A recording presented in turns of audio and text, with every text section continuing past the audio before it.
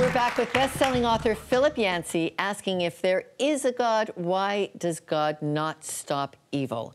We're going to start this segment out with Sheldon, who's got a special guest in the audience. Thank you so much, Lorna. We're actually joined by Mr. Dave Toyson, CEO of World Vision Canada. Thank you so much for joining us, Dave. You have a question for Philip. My question to you is this.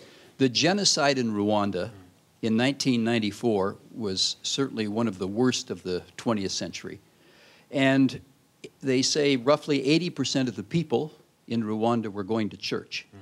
So it was Christians killing, in many cases, other Christians.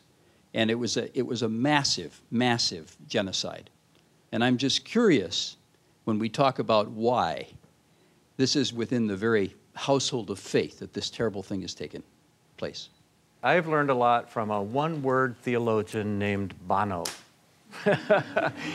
Bono, of course, is a rock star with the band U2, and he went to Ethiopia, where you have a lot of work in World Vision, and worked in an orphanage for over a month. I think World Vision was one of the agencies that invited him.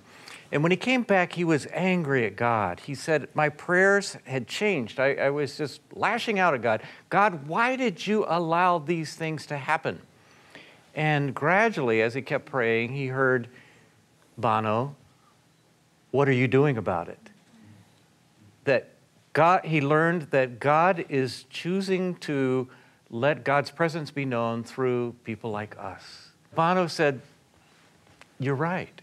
I'm God's representative here, and I need to get moving on that. Why did God turn over the mission to the likes of us?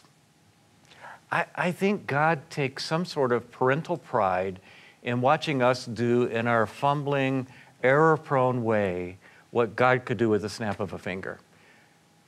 Something much like the pride a parent feels when a child does something. A child takes the first step. How do you respond? Well, so what? There are 7 billion people in the world. Everybody takes a first step. No, that's my boy. Did you see? He can walk, he can walk. And I think that's how God feels. He turned over so much to us, the justice issues, the love issues, the compassion issues.